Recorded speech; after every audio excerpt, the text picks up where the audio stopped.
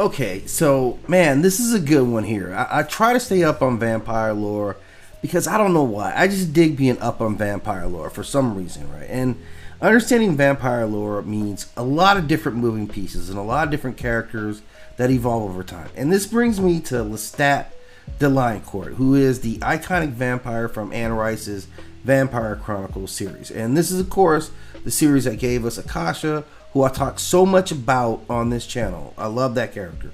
So I want to understand some of the characters around her. And understanding Lestat over the long term is understanding three very significant stages of this vampire. Because he emerges extremely powerful in ways I never would have imagined.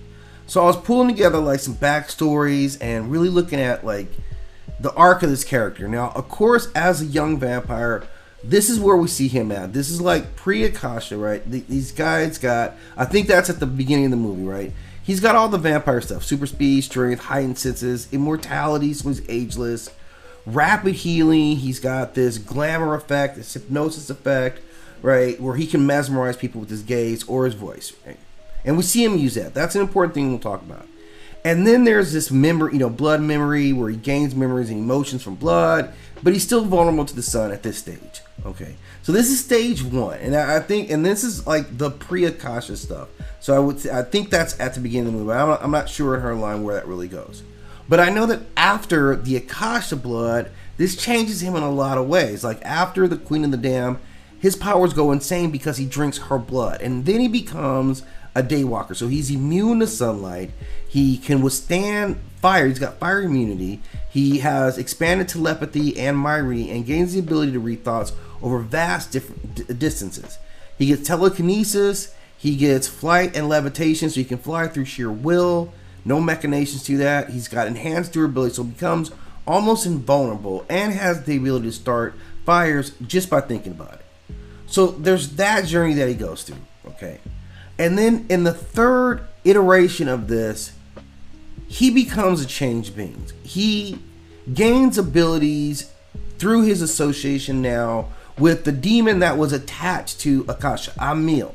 This is the demon to which all of her powers come, and why she becomes the progenitor of this vampire lineage that she does. So he becomes the new host of this vampire Amel, making him the new core of the vampire race. He is a living god among vampires, capable of empowering entire bloodlines or destroying bloodlines. He is this cosmic level or god tier being that has all this vast access to the cosmos now. In the mythology, he is taken by a being who claims to be the devil. He's shown heaven, hell, and the history of creation. He gains divine witness. He sees divine realms. He speaks with God and angels. He's at that level and is offered the role per her mythology as God's new right hand, to which he comes, back traumatized. But the core of what he is changes. So there are three specific stages of this particular vampire that are significant in his lore.